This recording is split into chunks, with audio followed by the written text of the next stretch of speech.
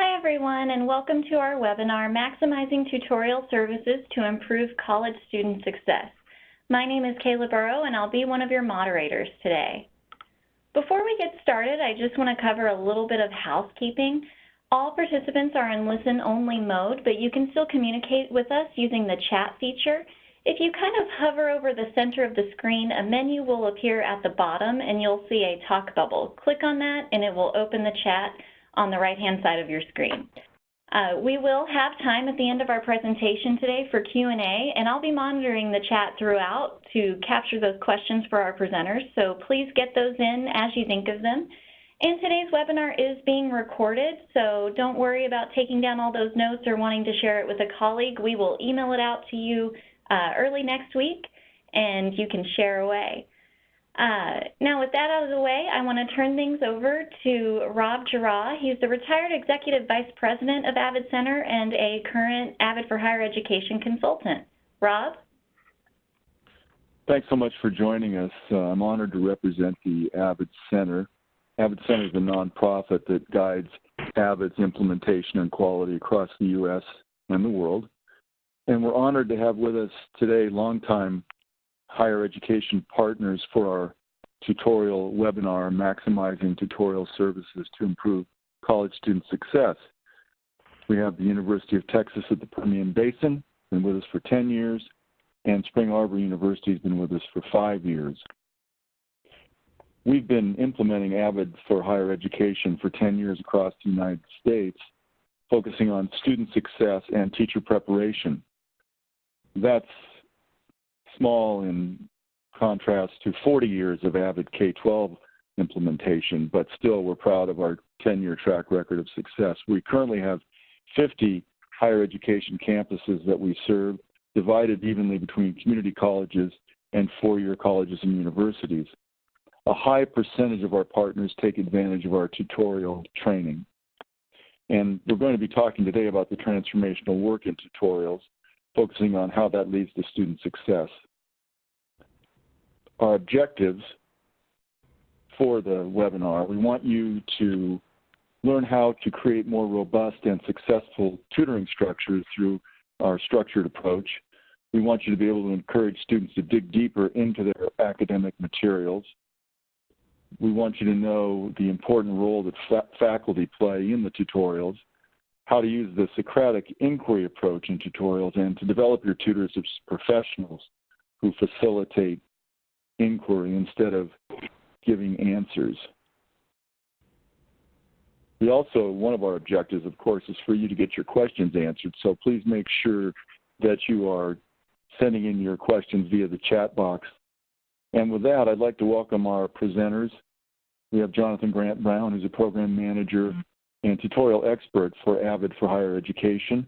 We also have Willie Lewis, who's Director of Academic Student Connections at Arbor University, and Iris Fierro, Director of the Student Success Center at the University of Texas at the Permian Basin. And with that, I'll turn it over to Jonathan Grant Brown. Thank you. Hey, thank you, Rob. I got to say, man, that's a great photo of me and the rest of the presenters. But ironically enough, it was an AVID student who took and edited that photo for me, so it was pretty cool. He's a senior now at an early college high school out of Killeen. But as we continue this conversation about the tutorial process, or rather the AVID for Higher Ed Socratic tutorial process, I really wanted to touch on three significant shifts that happen when we come on campus and start working with your tutors and your tutoring centers. And the first focus will center around the idea of collaborative versus traditional tutorials.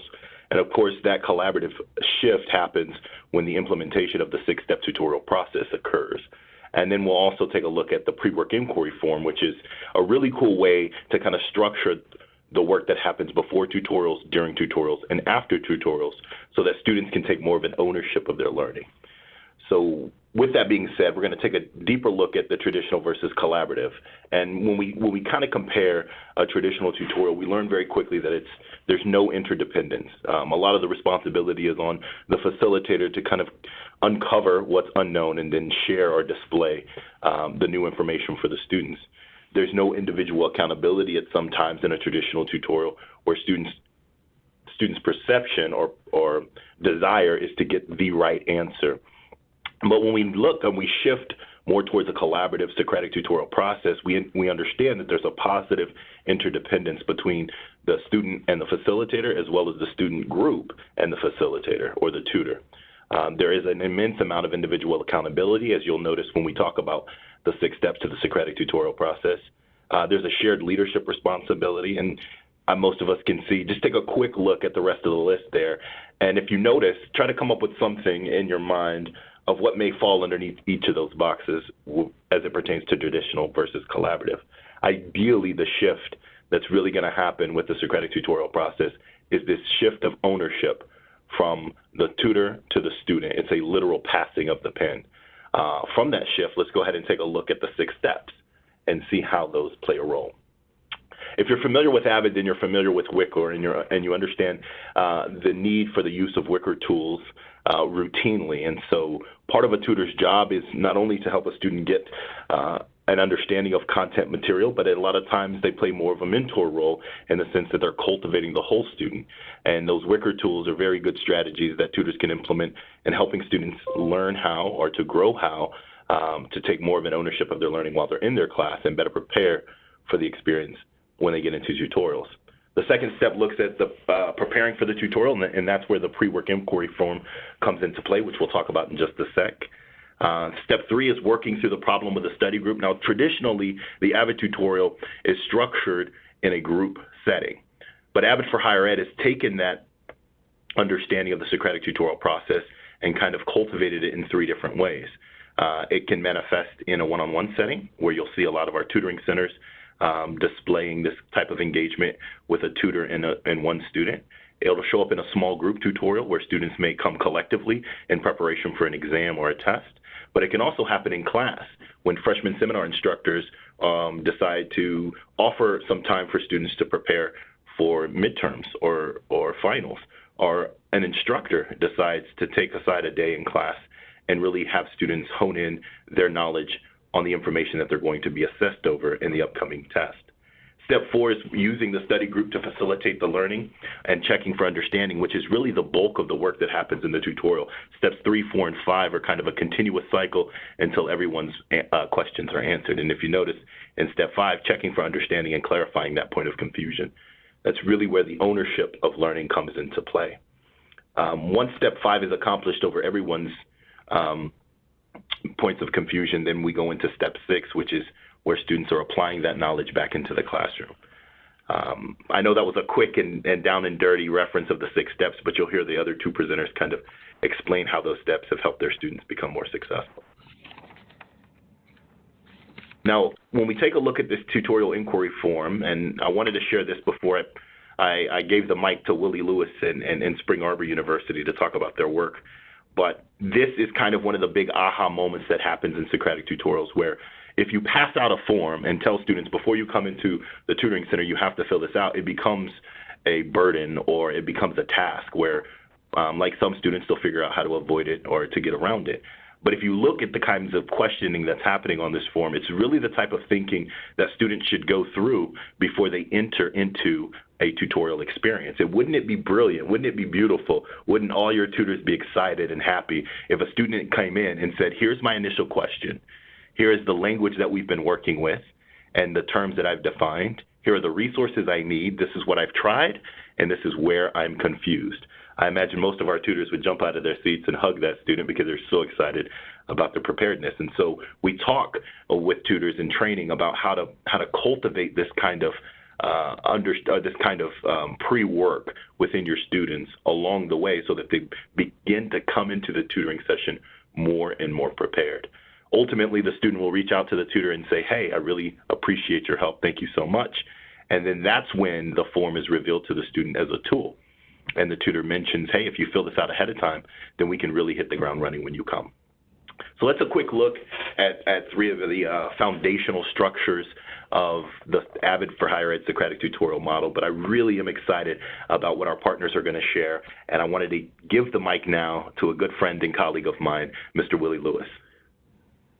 Thank you, Jonathan. I want to tell you all, thank you for allowing me to have the space and the time to share what's going on at Spring Arbor University. I am honored to be here an honor to work with all of the great folks that are involved in AVID for higher ed across the country here.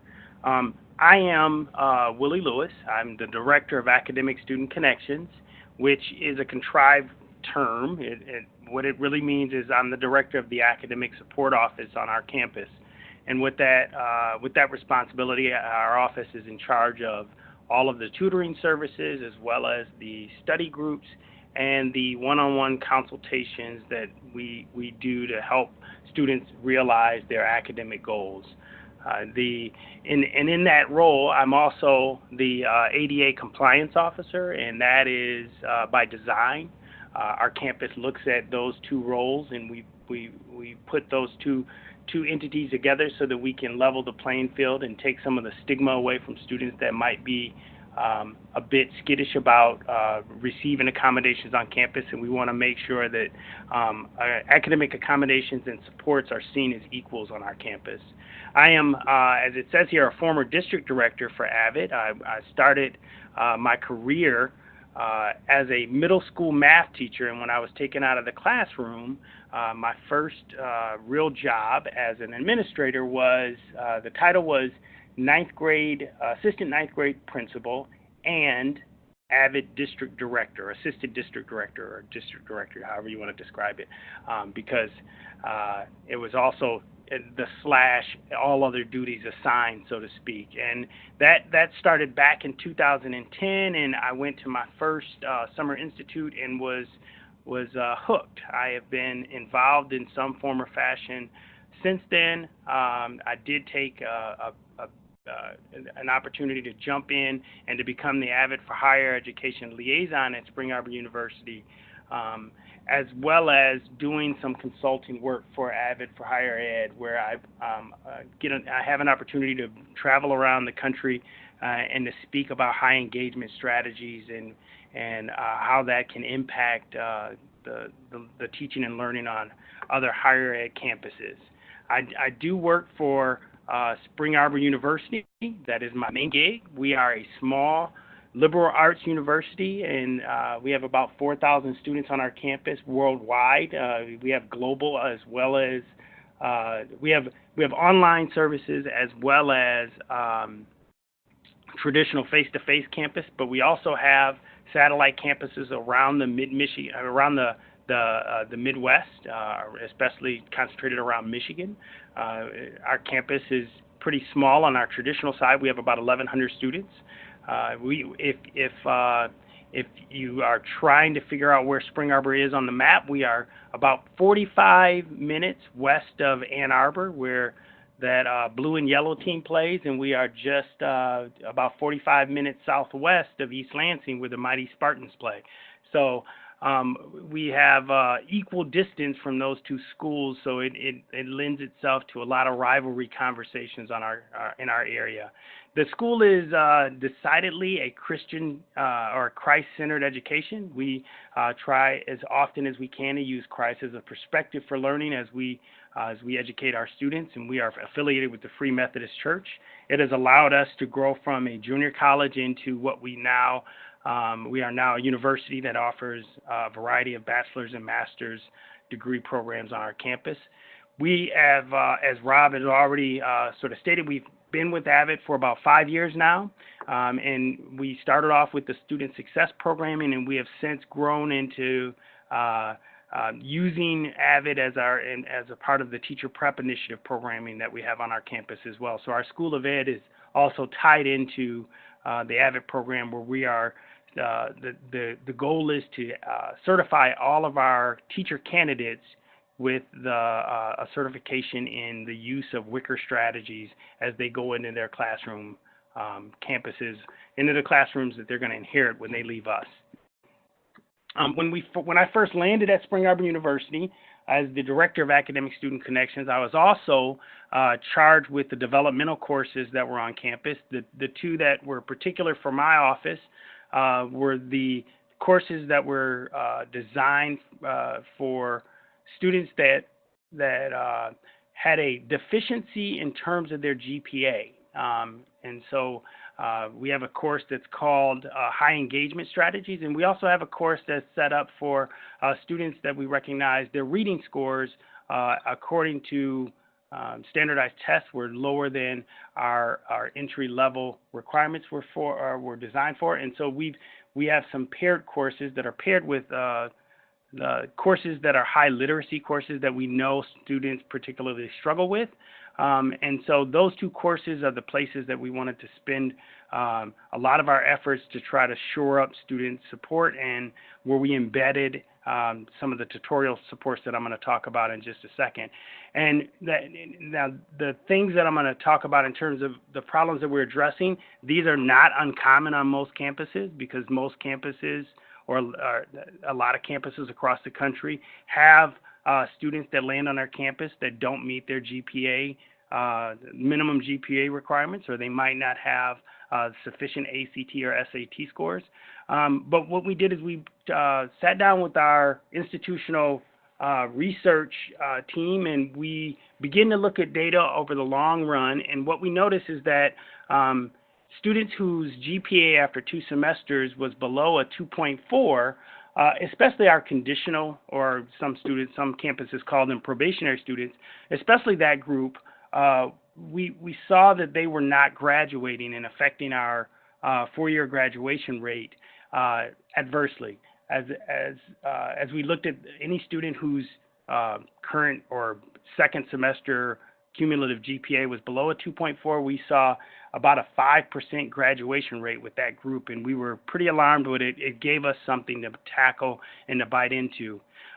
We also noticed, or in a lot of campuses see this same effect, that students don't necessarily understand how the textbook aligns with the classroom, and how that misunderstanding leads to either the students not reading the textbook because they figure that the instructor will cover all of the material, or they will essentially highlight and paint their textbook a particular color of pink or green or yellow. And we knew that they weren't necessarily practicing as a whole critical reading strategies, and so we wanted to affect that as well. We knew that also from discussions with our students, especially when we would ask them to how they were studying, we'd get this inquisitive look, because a lot of students would have the experience, especially from high school, where they were told to study more, and they weren't necessarily given any clear instructions on what studying actually meant. And so we knew that they were approaching studying from angles and different approaches that were ineffective in a lot of different ways.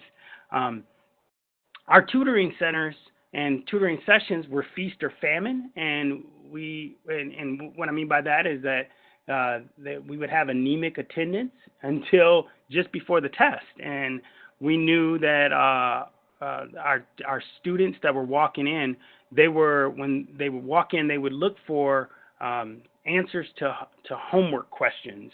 And when we asked them why they didn't show up earlier in the semester, a lot of times the conversations revolved around the fact that they felt like they didn't really need help with homework, and they didn't see the tutoring sessions as anything other than homework sessions. They didn't see the depth of understanding that a tutoring session was designed to support.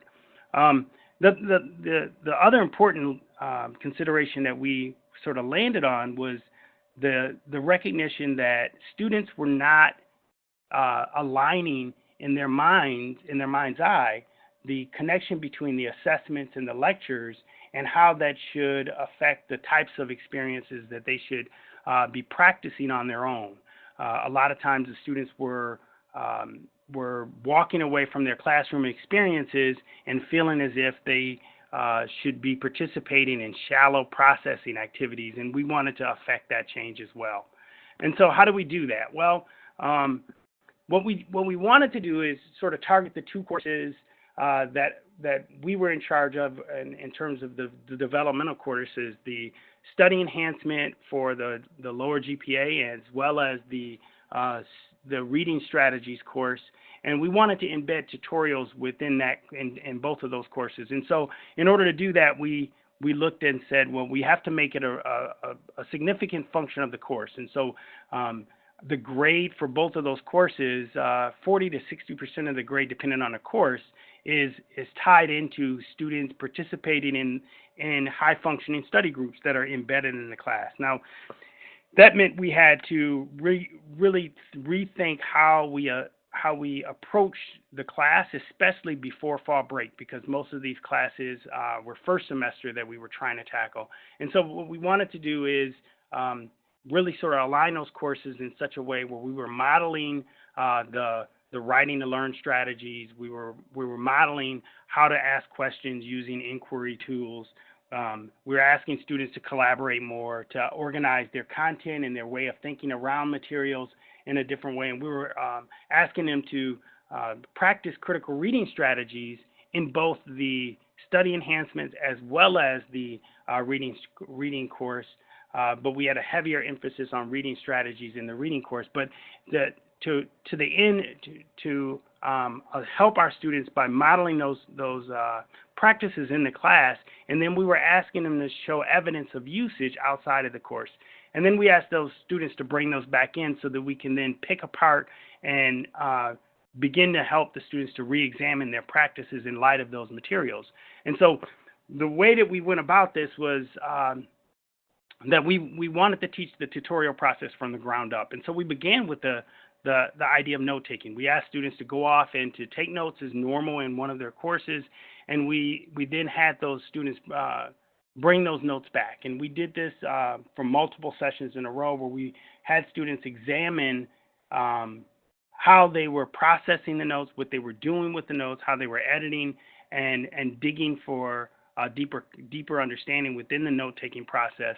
And then, so after asking the students to take notes in all of their classes and bringing those notes back to the class and then re-examining those notes, we then asked the students to start to question those notes. And we used Costa's levels of questioning to begin to teach them the proper way to ask questions, to question the content in a way that would help to illuminate what they understood and what they were struggling with. And so then we would then ask them to practice that on their own. As we handed that off to them, we'd ask them to process and question your notes before you came to class. And then in the classroom, we began to use the Socratic seminar as a backdrop for how we were asking students to engage in academic conversations. And so we were then asking the students to bring in, having read materials, annotated that material using critical reading strategies, and writing questions in the margins. We begin to have students to question the material and to dig deeper into the content, and therefore they were modeling how they were supposed to be engaging in an academic setting to find their own clarity within material. And at that point, we knew that we could then transition the students away from the material that we were using for the purposes of modeling, but then we could ask them to then begin to bring in their own content. Now, initially, we did not start with the tutorial form. What we did is we started with those basic questions that Jonathan outlined in that tutorial process, the tutorial form that he was able to sort of illuminate at the beginning of all of this. We would ask them, what is it that you're struggling with initially? And then we would ask them to tell us what vocabulary is necessary for you to understand this material. What is it that you already know about it? What type of information could be useful to help you to understand the content at a deeper level? And then what is it that you're truly confused about? And let's have conversations around those.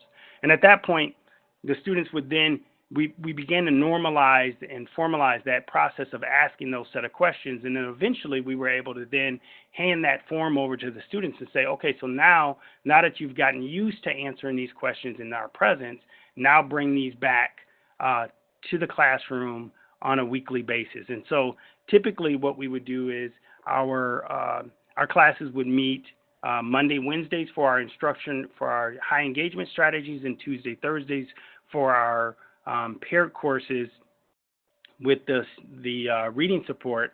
And so each Wednesday and Thursday after after fall break, we would then begin the process of asking students to come with a tutorial request form ready to be engaged in a high functioning tutorial session.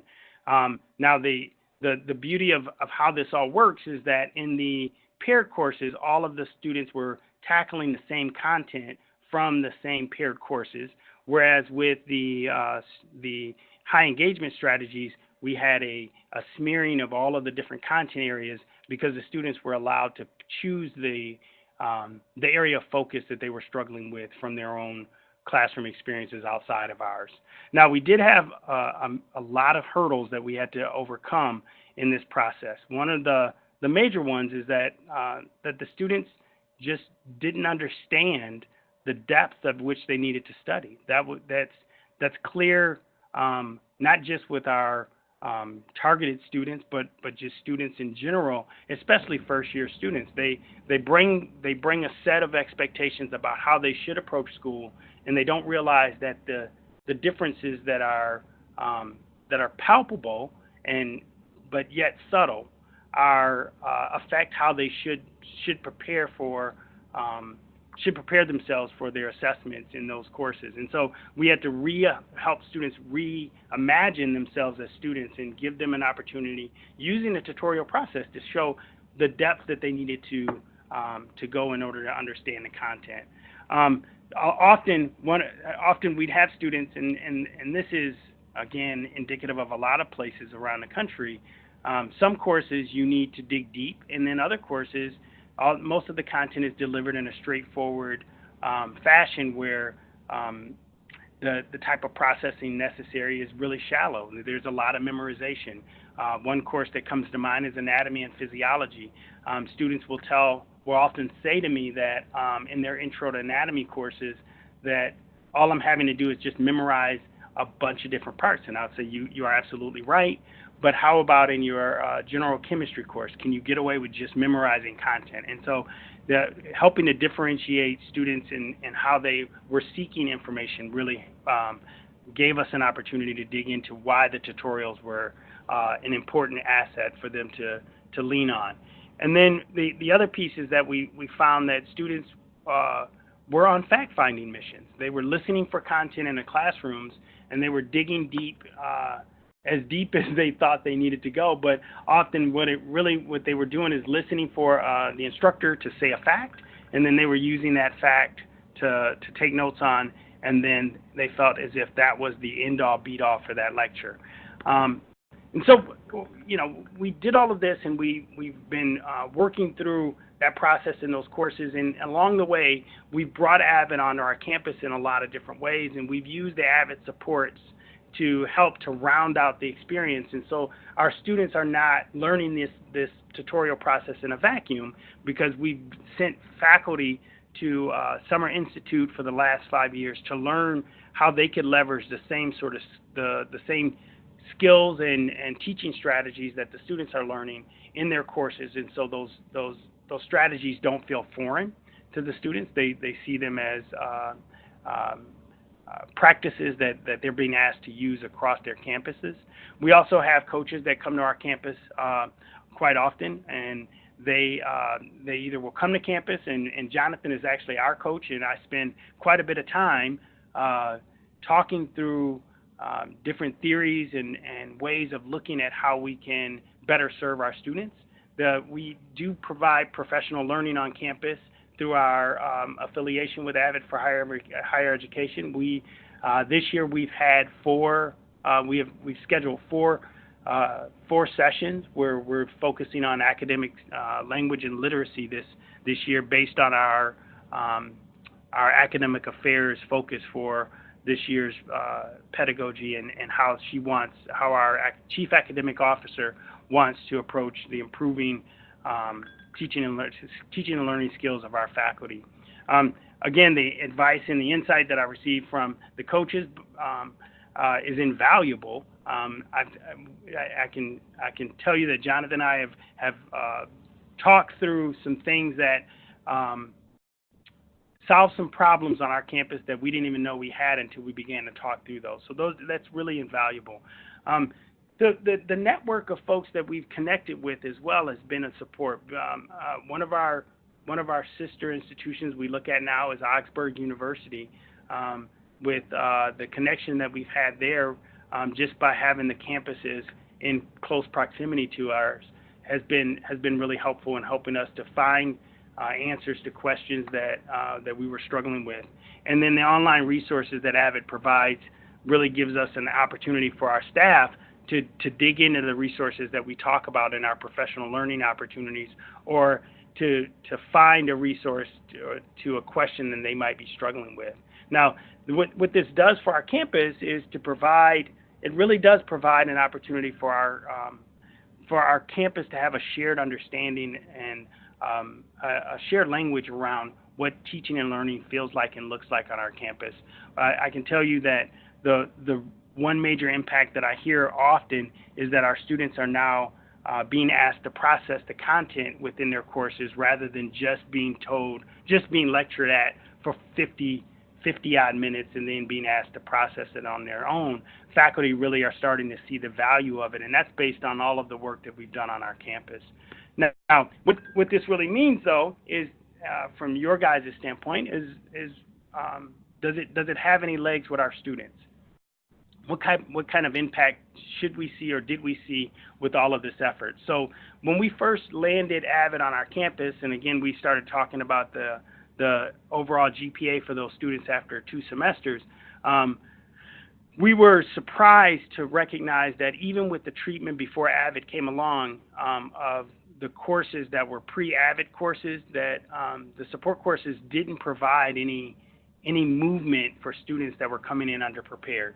And now we see that the majority of the students, save for just a few each semester or each school year that are part of a cohort, reached the 2.4 GPA. As a matter of fact, this last semester, the average GPA for our high engagement strategies course was 2.7, which is a far above their incoming GPA that they received in high school. The real eye opener for us this last year was our first year of looking at a 4-year cohort for our students that were avidly trained on our campus. And as you note there, our 4-year graduation rate went from 32% up to 47%. We have been celebrating that number for the last, I think, month now. We've had donuts and coffees and high fives every time we can talk to each other around our campus and our student development and faculty meetings. It's really something that we've really sort of pinned pumped our chest on and looked to as the work is being worth it.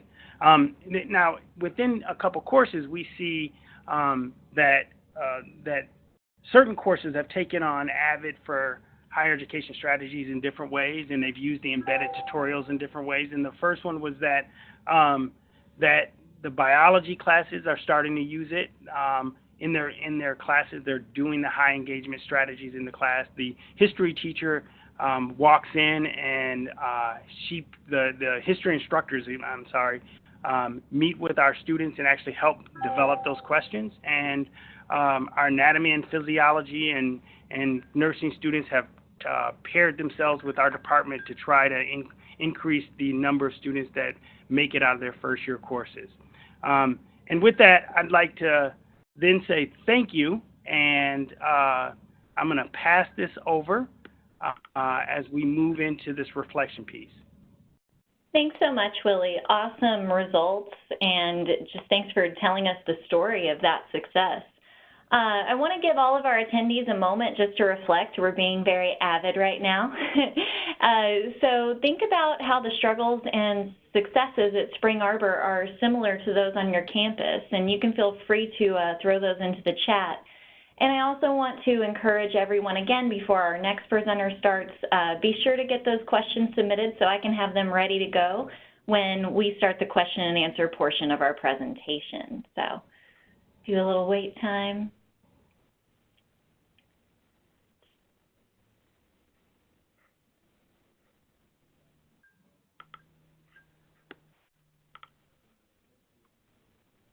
All right. Now I'm going to turn things over to Iris Fierro from the UT Permian Basin campus. Iris?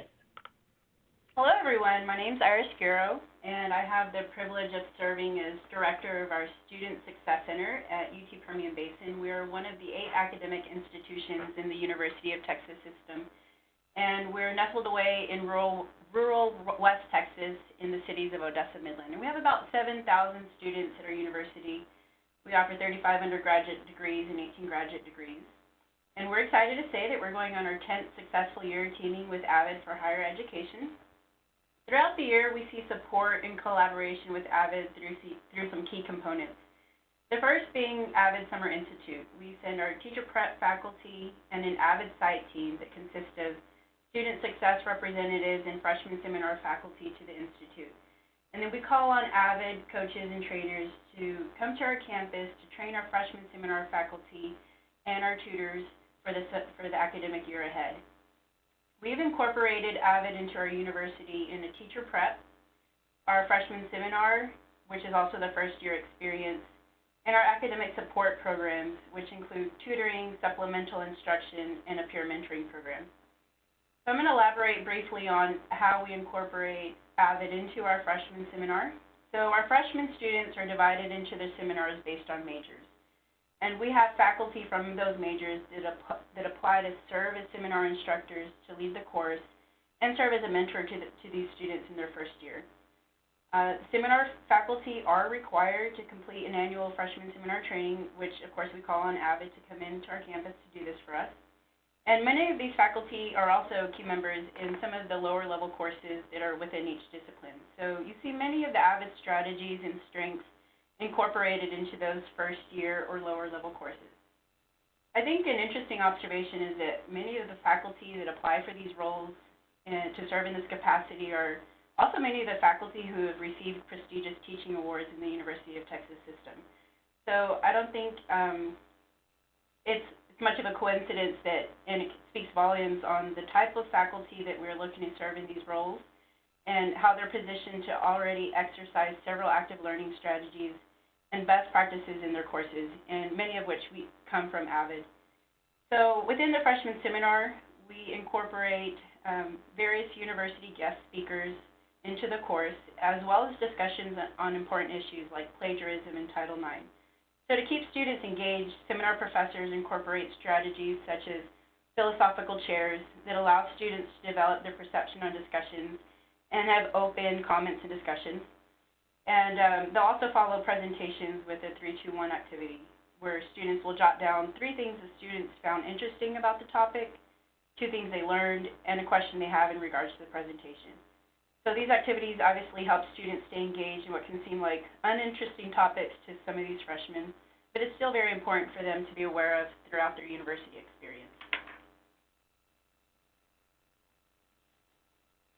Our Success Center at UT Permian Basin pretty much serves as a one-stop shop for students and academic support services, and it consists of tutoring.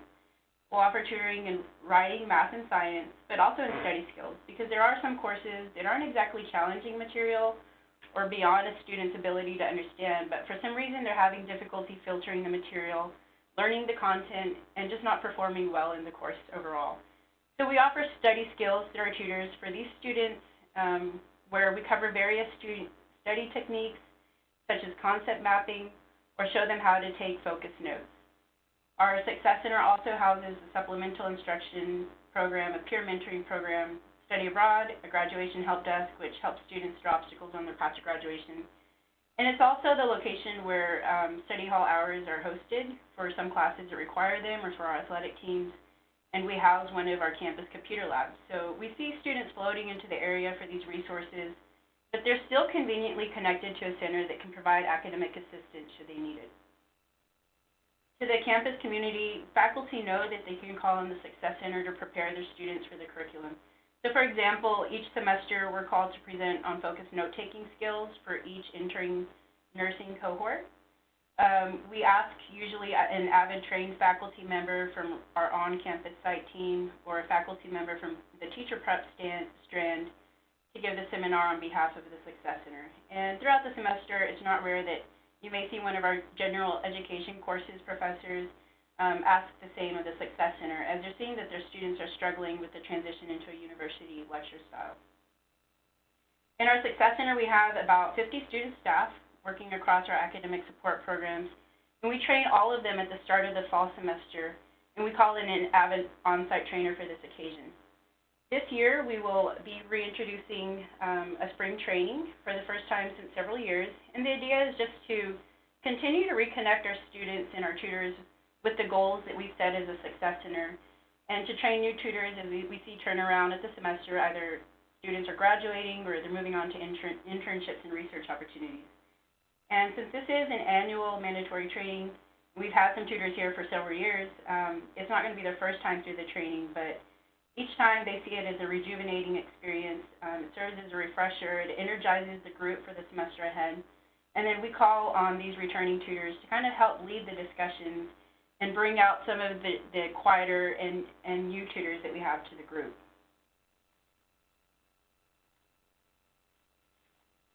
As I mentioned, since we have nearly 50 student staff in our Success Center, and they work across different groups in the tutor program, SI, and peer mentors, often they can go throughout the semester with rarely seeing their peer staff or getting to know who they are just due to the variation in their schedules and the variation of the roles. So we really look to our AVID training at the beginning of each semester to serve as our icebreaker in our team building experience for the center staff. Since the AVID tutor trainings are pretty active and collaborative and they last about 4 to 5 hours, this has been the perfect start for getting our student staff well acquainted with each other. In the training, we take time to think about how we want to brand our center and establish center expectations and norms. And this is facilitated in discussion by the AVID trainer. We'll take time to brainstorm on our tutor expectations and what the tutor expects from students that come in to use our support services. This is actually an activity that calls on our tutors to put themselves back in the shoes of a student and reflect on what they commonly see from students or what they can recall experiencing when they were in that role. And so they also think about their expectations as a student, as a tutor, and what they need from the student in order to have a successful session. So this activity is a pretty helpful reminder that serves as a reminder of their own personal experience where they may not have been able to communicate their needs when they were in that student role. And it's an empathetic reminder that allows them to brainstorm on ways that they can challenge the student to rise to the session expectations by asking questions as a tutor and by setting the tone as a tutor at the beginning of the session. So this is also usually when you'll see the AVID trainer touch on the importance of utilizing the tutorial inquiry form or the pre-work inquiry process that Jonathan mentioned and what a successful process looks like. So in considering the culture we wanted to create in our center, we took time to reflect on the needs of UTPB students and discussed how we can address those as a center and circulate our expectations and goals to the campus community. At this time, I'd like to give you about 30 to 40 seconds to jot down and quick write the needs of your university and how your center can fill those needs.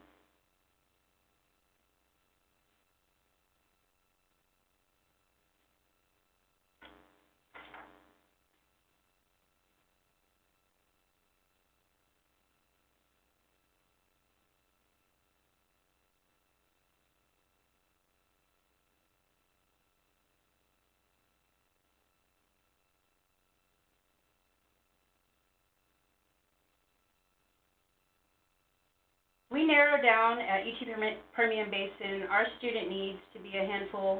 We narrowed them down to about a handful, and we concluded that they're the ones listed here. So connection being one of the most important. We wanted to make sure that students had a sense of belonging to the campus and that they had that connection to a vital resource such as the Success Center. So we plan on making students aware of our services through presentations at orientation, freshman seminar courses, giving Success Center presentations to classes that we know are notoriously difficult and that serve as gateway courses. And throughout that semester, we'll have random pop-up events where we give out free coffee on campus.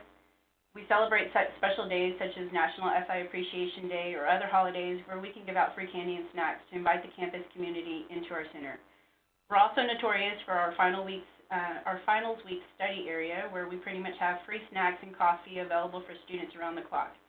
And it's something that the university now relies on us to do on a semesterly basis, and so it's very well integrated into the campus culture. For UT Permian Basin, the importance of this connection building is that we're a smaller campus, and we wanted the Success Center to be a place where students just know they can stop by if they need help. If they're feeling lonely or homesick or want to get out of the dorm to see people, we strive to be that place that can be one of those stops for them to find a center filled with energy, welcoming faces, and a constructive place for them to just find their niche.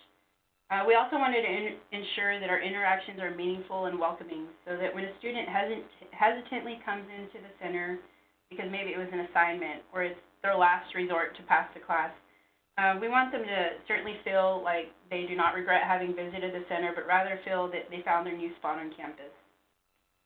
We understood the importance of communication as a need for our students and empowering our students to communicate their own needs. And so this is where we highlight the importance of the tutorial inquiry form and how this process can prepare students to identify where they're having areas of difficulty in their curriculum or material that they bring to the center.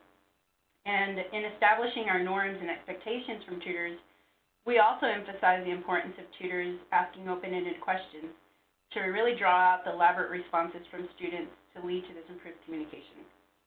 Time management was another need, and so we show students through our sessions in tutoring, and especially in the supplemental instruction sessions, that they can effectively and efficiently review and practice content in a 50-minute session just as easily as if they were to do that over the span of 2 hours.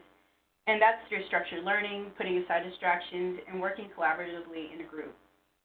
We also discussed time management in the peer mentoring program and freshman seminars, and emphasizing the importance of regularly reviewing course material rather than waiting until a test comes around, and also regularly scheduling tutoring appointments for classes they know they'll have difficulty with. For the last three, goal setting, resilience, and motivation, of course, those are addressed in freshman seminars, peer mentoring meetings, and also tutoring sessions.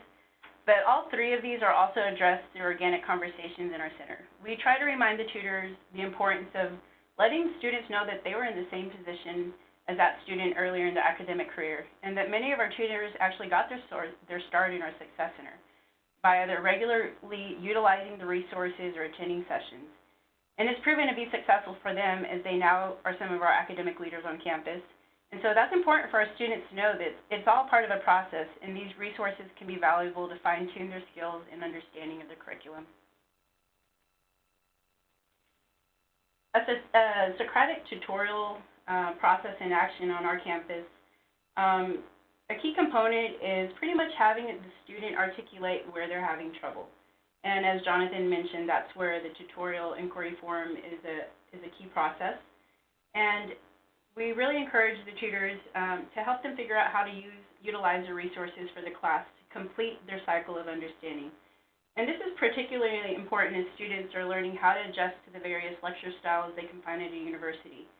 An important question to always inquire on with his students is, what does your professor use as your resources in class, and what do they ask you to focus on?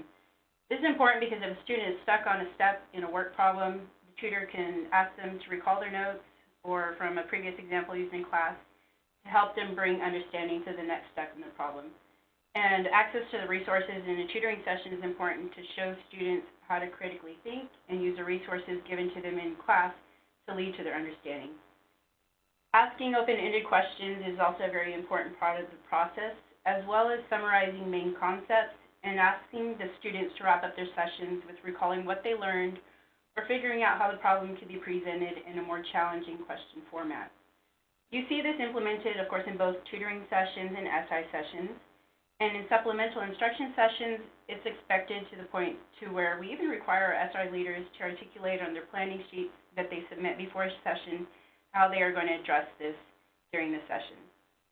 And of course, throughout our Success Center, we remind our students of AEIOU. And it's posted throughout the center in our SI rooms, and it's become a culture of our center where we encourage students to ask questions, engage fully, integrate new information, open your mind to diverse views, and utilize what you learn.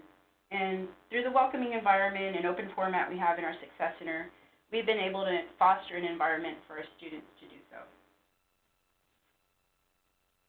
Our peer mentoring program is a program that is required for entering freshmen that were conditionally admitted, and for freshmen that also fall into academic probation while they're still under the 30 semester credit hours. So I wanted to touch a little bit on how we use AVID strategies in our peer mentoring program.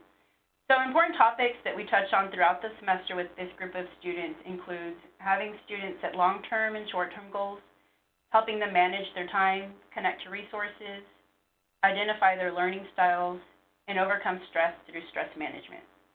So when we introduce these concepts such as time management, stress management, analyzing study skills, we really take time to have them log what they've learned through our discussions with them, and our meetings will be about 15 to 20 minutes on a weekly basis. And then we ask them to reflect on the application of this into their own college experience. And so many of the AVID student resources are applied in our discussions with them, where we're not just giving them the information on how to do something, but to think about how they can actually start to apply these concepts in their weekly activities as a university student. This graph depicts a group of SI sessions that regularly incorporate AVID strategies and active learning techniques to help students through some of our more difficult general education courses or some of the lower level gateway courses for their majors. So SI sessions on our campus are 50 minutes long. In an SI session, they're planned to pretty much incorporate active participation and collaboration from all attendees. And we make this a norm to our students, and we make it known to them at the start of every semester when the SI is introducing themselves to the class and kind of gathering times when the majority of the class can meet. And as you can see, the bars on the graph in orange are the GPA results for students who attended an SI session versus those that did not for that particular course. And the majority of them having a higher class average than non-attendees as they were challenged to do deeper into the curriculum, really learn the material, and they're challenged to more difficult questions in the sessions that they discuss and work on collectively as a group.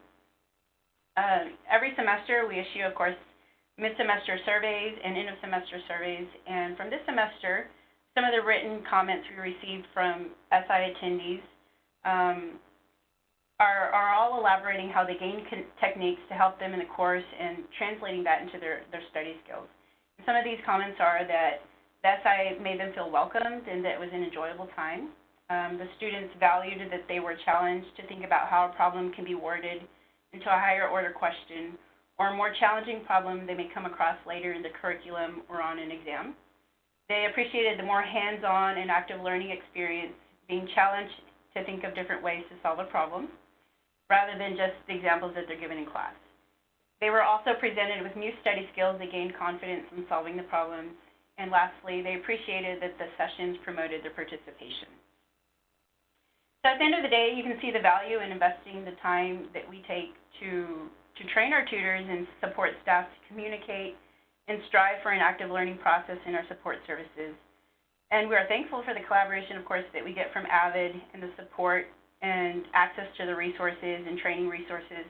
It helps us every year to just kind of renew these success strategies in our tutors and bring that culture into our success center at UTPB. So I want to thank everyone for your time, and I guess I will be passing the ball on to Kayla at this time for some questions and answers. Yes, thank you so much, Iris.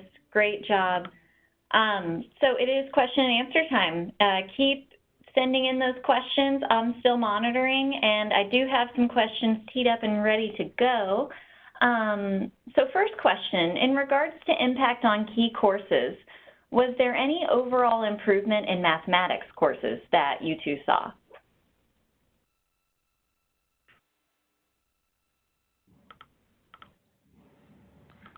I can speak directly to that. The embedded tutorials did help a number of our students who were in the developmental math courses.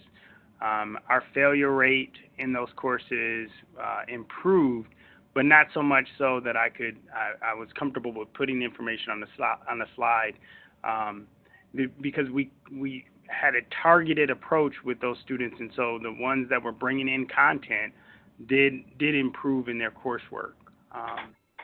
The overall courses, we still haven't had the shift in thinking about how they should be approaching the delivery of math content. It seems to be a big bugaboo for how math instructors present and then have students process that content. But we are still pushing the envelope and using those few examples that we've gathered over the last couple of years to point to how the impact of having students stop and think and process and ask questions of that content and how it can impact the overall performance of students in light of the instruction that's happening. So we're still pushing the envelope there. Great. Iris, did you have anything to add before we go on to the next question? In terms of following and having data to support our math courses, I do not have that really available. As you can see that for our supplemental instruction courses, we don't exactly focus on math. And so it's been several years since we've had a support service for that. So unfortunately, I can't speak on that. That's all right. I think you'll both be able to speak on this one. How do you get students to buy into the tutorial inquiry form, and do your tutors get a lot of pushback? Yes, they get a lot. I'm sorry, I didn't want to too fast. Yes, we do get a lot of pushback, and even the students who see the benefit in it still bemoan the form itself. And so what we've done is really made it a commonsensical sort of approach. We try to do what Iris sort of touched on, and I touched on, and even Jonathan. We try to make the form feel like a natural extension of the conversations that we're having. Iris, did you want to add anything to that? I would say we don't exactly use the physical form all the time. It's more of just the conversations that the tutor is having. And as we have the regular attendees coming into our center, they just know that it's a standard when they come in. Great. Let's see. We had a question that came in and said, how do you require... Oh, go ahead, sorry. Jonathan. I wanted to piggyback off of what Iris and Willie were sharing, and I'll make it really quick because I know there's a lot of other questions. But I want to kind of model an exchange of what this sounds like. And so when a student comes into the center and meets with a tutor, so talk to me a little bit about what you're working on. Okay. And from that information, is there anything we need to clarify? We need to kind of like define or sort? Okay. What kind of resources do we need in order to answer this question? Okay, cool. So let's come over here. Talk to me what you've done so far to try to figure this out. And then now that you get stuck at that point, how would we capture that? Like, where are we most confused at right here? And so that kind of exchange is kind of a natural conversation of what that form is. So ultimately, it is not important that students have a piece of paper and they fill it out. It's important that they go through that kind of thinking. So some students will gravitate to that and need that structured form piece of paper, right? Some centers may make it a digital form that students can fill out ahead of time as they book an appointment or as they mention what time they want to come into the center to make sure that a tutor's available, right? And then I'll let the rest of the time for the other questions. Yeah, and I think Jonathan gave a strong example of, there was a question about how do you set the tone.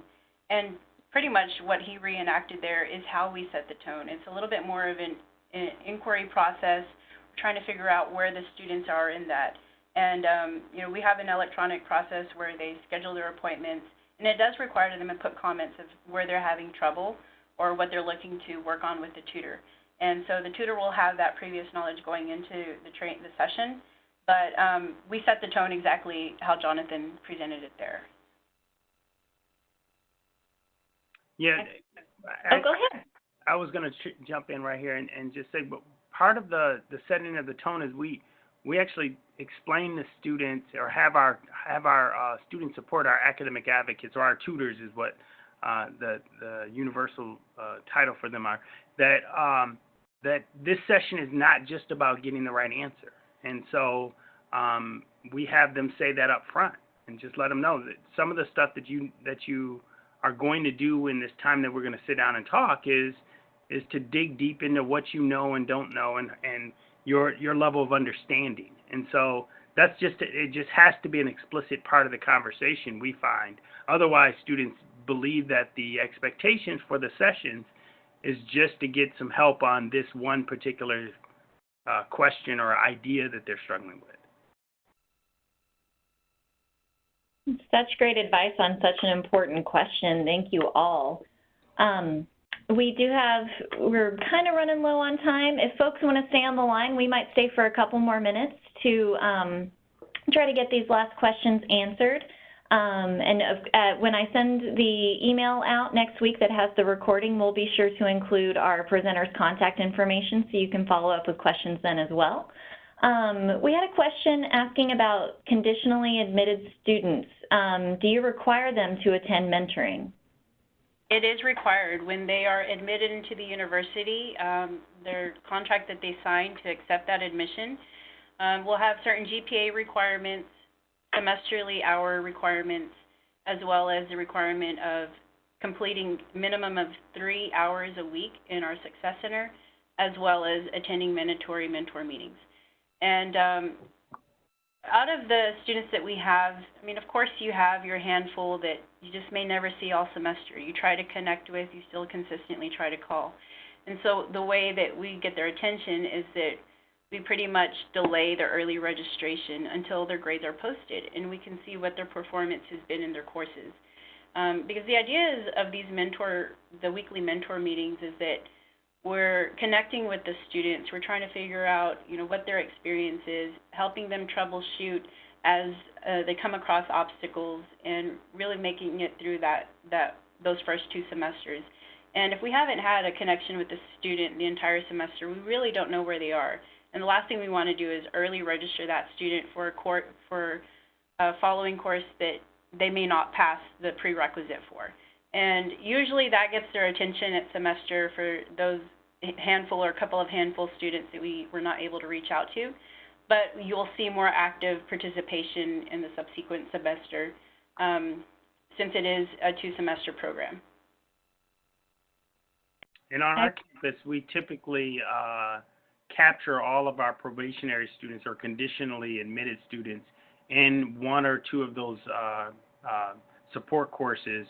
But what we also do is we have each incoming freshman cohort tied to a peer advisor along with a faculty instructor, and it's a part of their first year experience courses that we have on campus. And all of those, all of our student peer mentors are trained in the use of Wicker strategies to help leverage students' understanding about content. So we try to hit them in a number of different ways on outside of just the experience that they have in the classroom. Awesome. You both are doing such amazing work. Last question is around SI programs. We have a community college that's looking to start one, and they're wondering, did you have your SI sessions occur right after a course is over? Was the scheduling arranged between the SI and the students? And they're also wondering how you advertise this to students to get them to participate. Is it voluntary or is it required? Okay, so what we do is at least the first 2 times the class meets for the semester, the SI leader will issue out a survey to the class, and each student pretty much notes when they're available to attend a session. And so then our SI leader will compare their availability with the majority of the class, and they will choose 3 to 4 different times throughout the week that they can host a 50-minute session. And so that's pretty much how the scheduling is done. Maybe about mid-semester, we'll reevaluate attendance, look to see, is a Saturday session being well attended or not. If it's not, maybe we can reschedule for another day. And it's proven to be successful. It's also not mandatory for the course. We feel by making it mandatory, it really will skew the data in seeing the benefit of having students attend this. But so with the SI session, yes, it's voluntary. We are looking into embedded tutoring models as well as peer-led tutoring models that are going to be incorporated into some of our classes. So it'll be interesting to compare our data for a voluntary session for a class versus one where it's required. And so we will be seeing that in our chemistry courses this spring semester. We'll have a control group with an SI session voluntary and another one that's a peer-led tutoring session where it's embedded as a lab for the class. Awesome. So if nobody else has anything to add right now, I'm going to go ahead and let us bring things to a close since we're a few minutes over. I want to thank everyone who was able to join us today and thank everyone who's watching the recording. And please get in touch with us if you have any questions at all about today's presentation or AVID for Higher Education. Thanks so much, everybody. Bye.